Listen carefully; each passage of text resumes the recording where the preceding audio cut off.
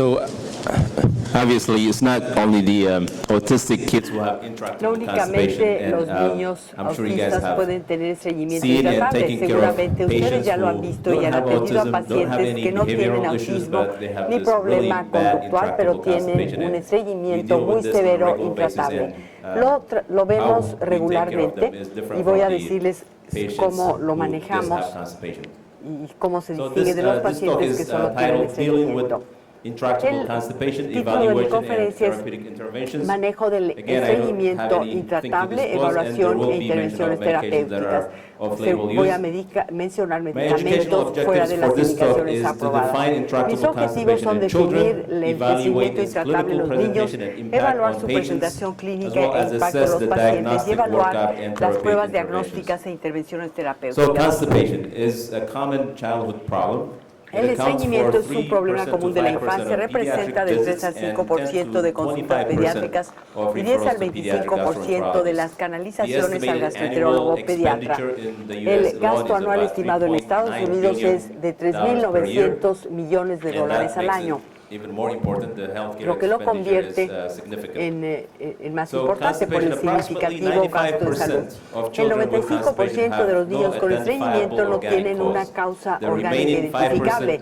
El restante 5% de los niños con estreñimiento tienen etiologías orgánicas, por ejemplo, trastornos metabólicos o endocrinos, anomalías anorrectales, enfermedades neuromusculares y enfermedades de Hirschsprung. ¿Ven ustedes tantos pacientes clínicamente? La mayoría tienen problemas o si utilizan suavizadores de heces mejoran. Bueno, podemos decir que la mayoría de ellos mejoran, pero el 20% de ellos continúan teniendo problemas de estreñimiento. El estreñimiento intratable se define como un estreñimiento prolongado y que no se resuelve con las medidas terapéuticas usuales.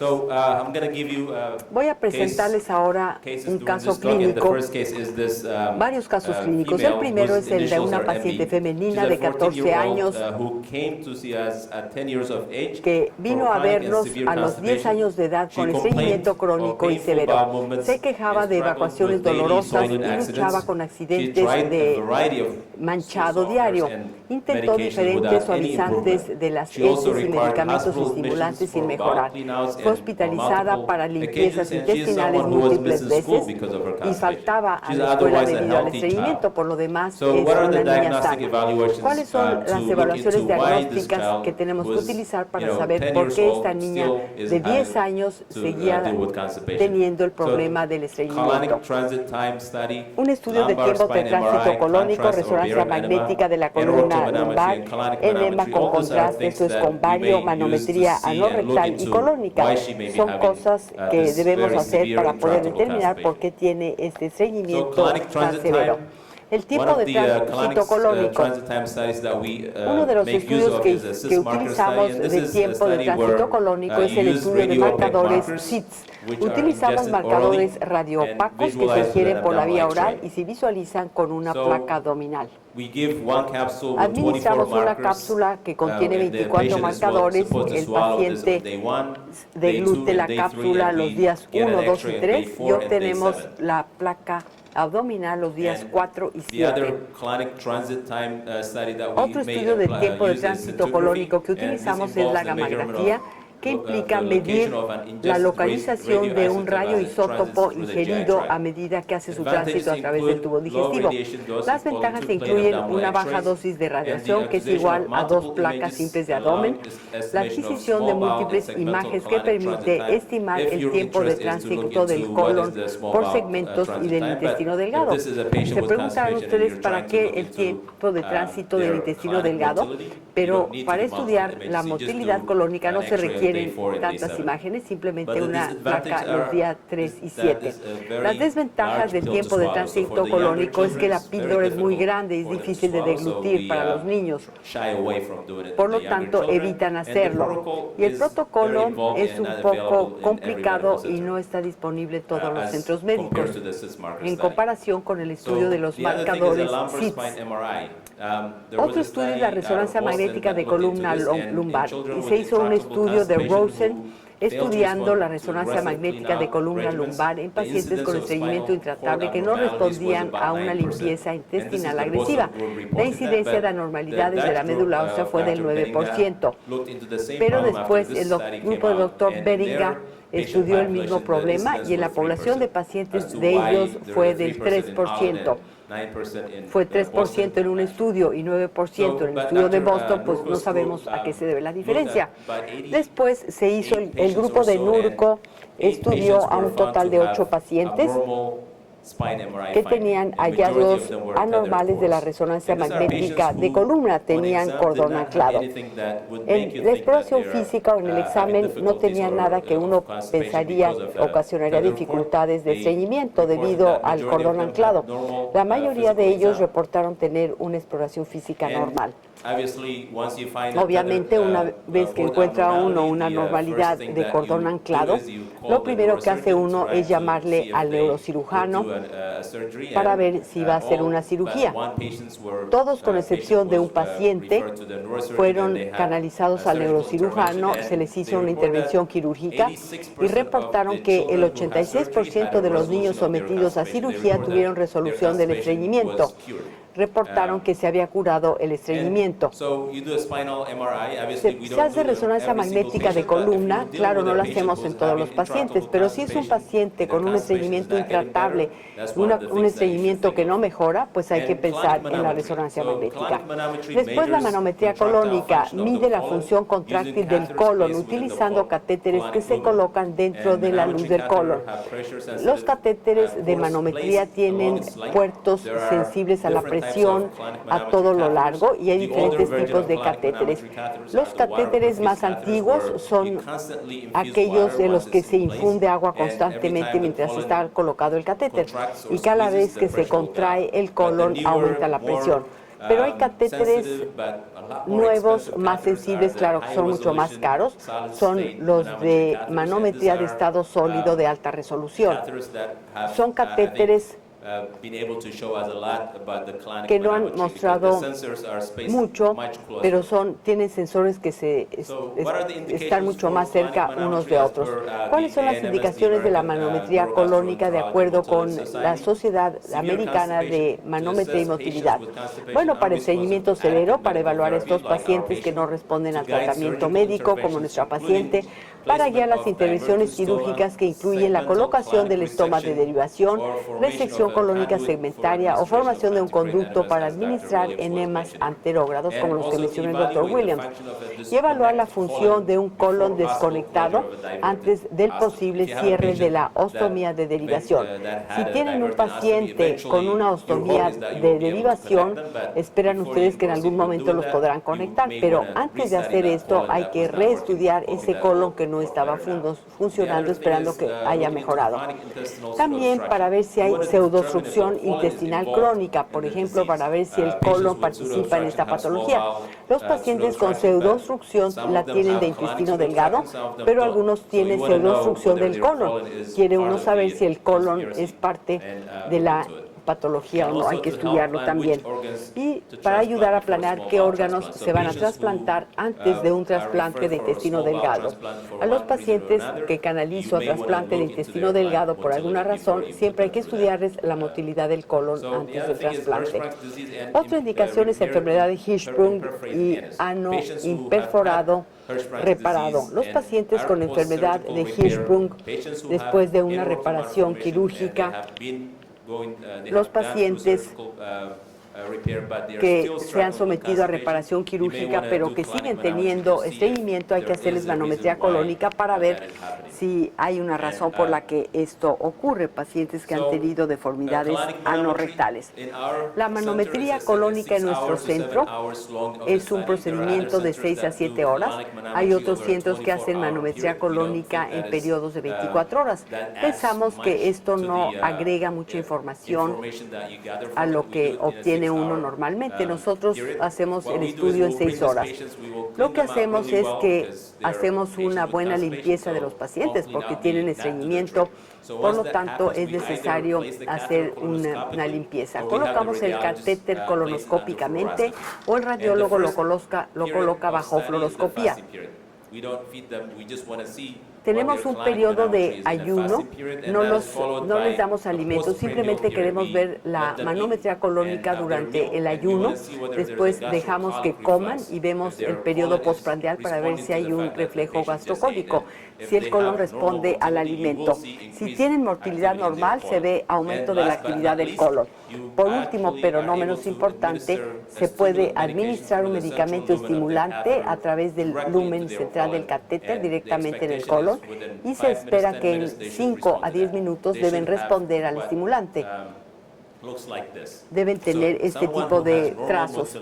Alguien con una motilidad normal que puede responder a un medicamento estimulante va a generar estas contracciones propagantes de gran amplitud.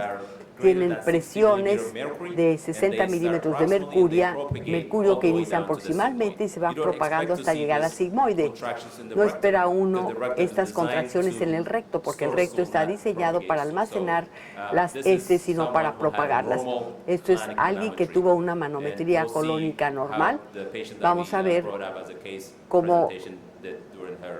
cuál fue la manometría de la paciente que les presenté en el caso durante su evaluación. Regresemos a la paciente de 14 años con estreñimiento intratable que no responde al tratamiento médico. Hicimos de nuevo el estudio de marcadores SIDS en esta paciente. No sé si lo ven claramente, pero el día 4 la mayoría de los marcadores, de los 72 marcadores, de los 72, unos cuantos llegaron al recto sigmoide.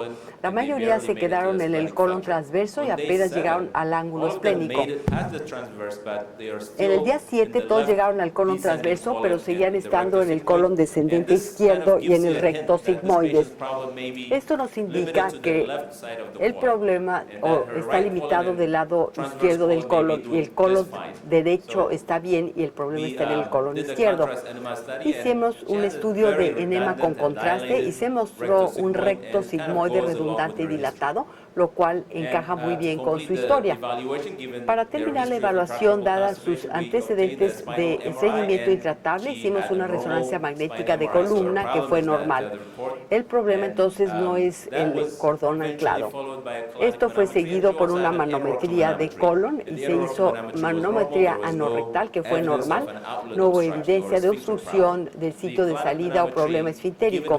La manometría colónica, dado el colon tan redundante, aquí la punta del catéter pudo llegar al colon descendente medio o colon izquierdo medio y no pudimos estudiar ni el colon derecho ni el colon proximal. Les voy a mostrar ahora el estudio. Previamente vimos una manometría colónica normal. Aquí tenemos las contracciones de gran amplitud. Vean cómo se mueven hasta abajo. Pero en el caso de la paciente tuvo 3 sensores que detectaron contracciones muy buenas. Después del tercer sensor todo desapareció, todo se murió.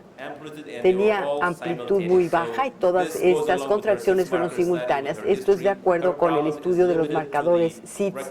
Su problema está limitado al recto sigmoide, de acuerdo con todos estos estudios. ¿Qué hacer entonces con este tipo de paciente en términos de las intervenciones terapéuticas? Y la inyección de toxina botulínica en el esfínter anal podría ayudar, pero en su caso no hay obstrucción del sitio de salida porque el esfínter funciona muy bien, tiene función normal en reposo. El enema para continencia anterógrado es una posibilidad porque su dismotilidad está limitada al colon izquierdo.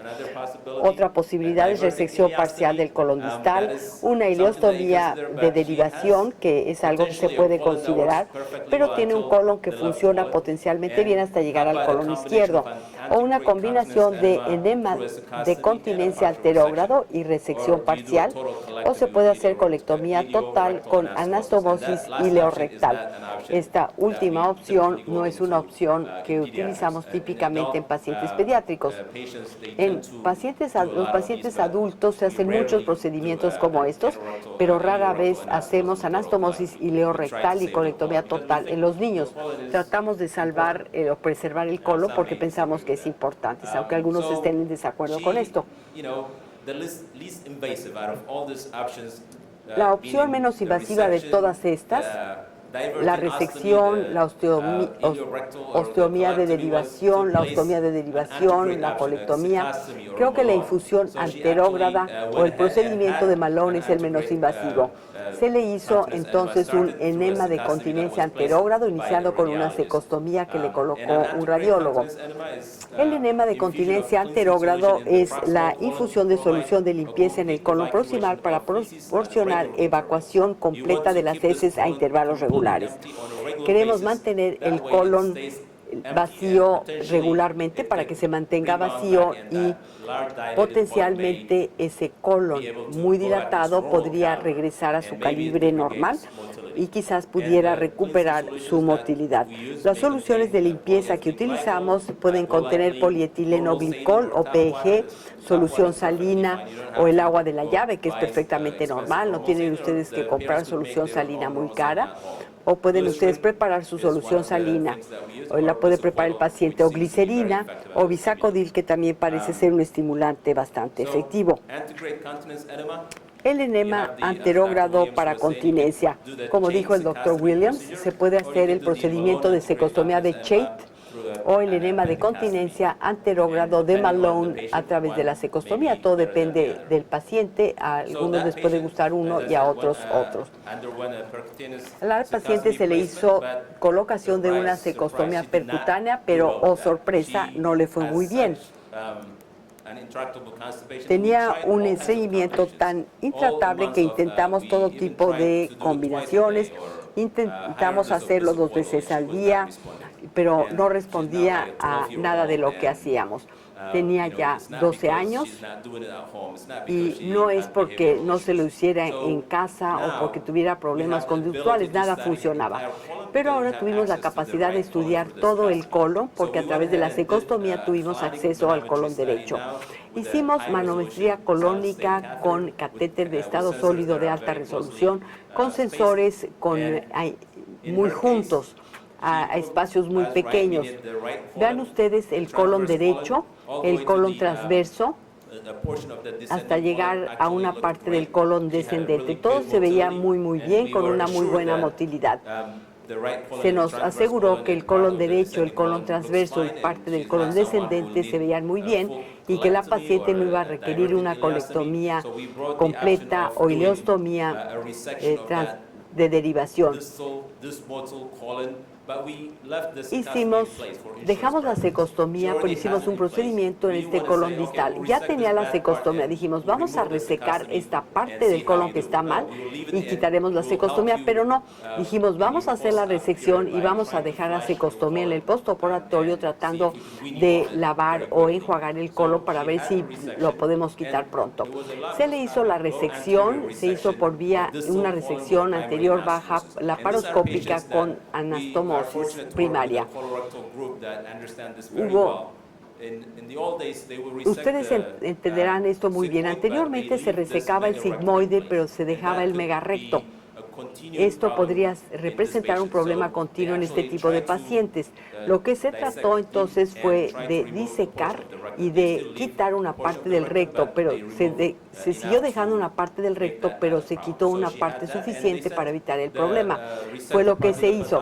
Se resecó parte, se vio que se había resecado un recto sigmoide redundante grande y el patólogo reportó fibrosis focal en nervios crecidos y fibrosis de la mucosa y células ganglionares. 4 meses después continuó bien, respondiendo bien a los lavados a través de la cecostomía diariamente. Empezó a ir a la escuela,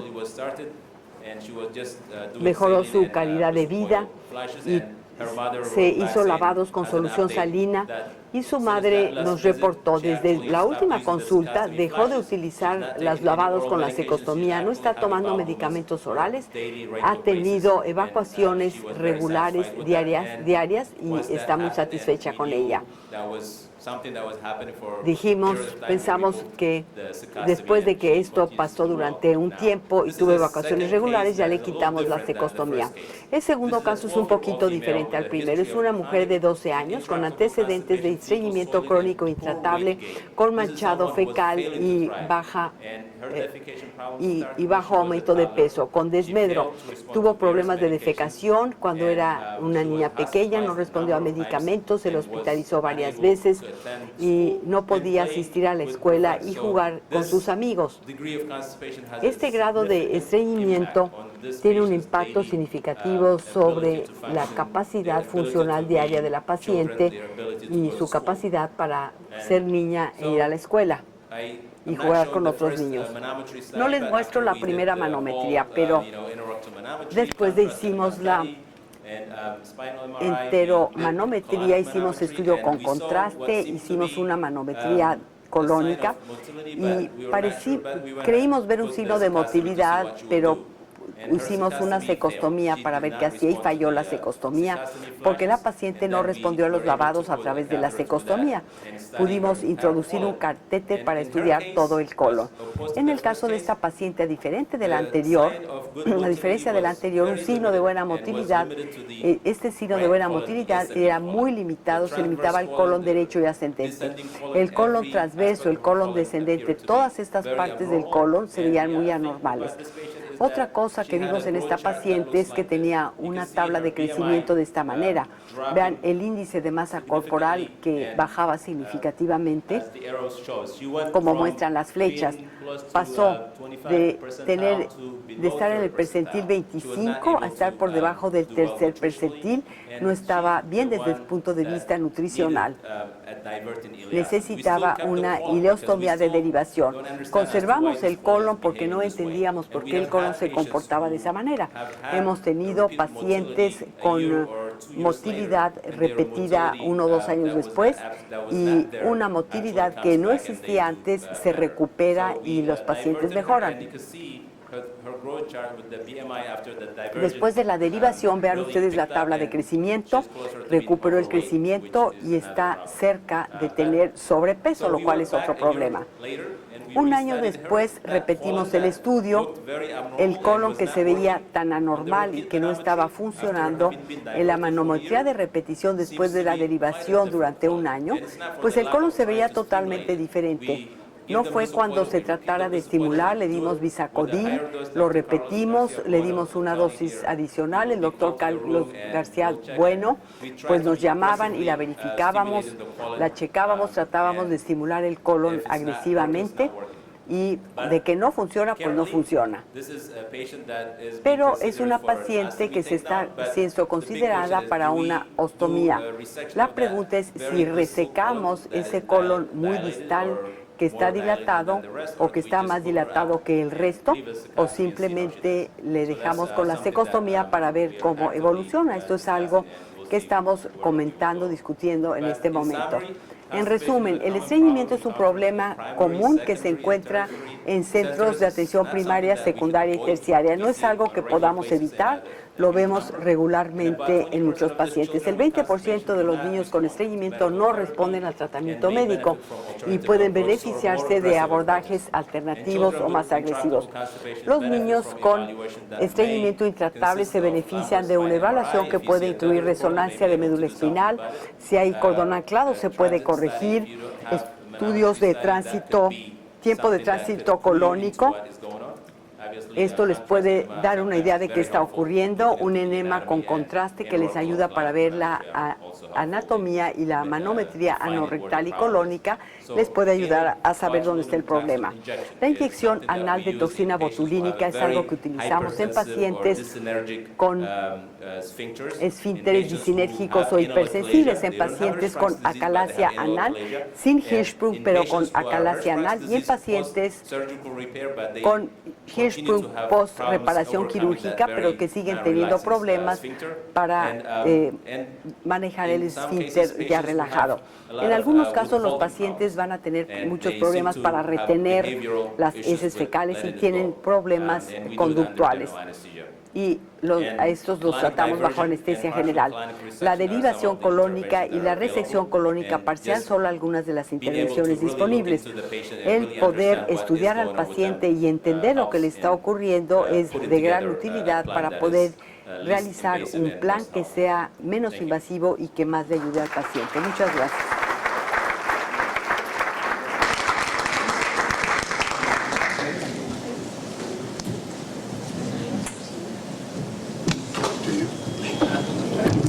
And now, back to me.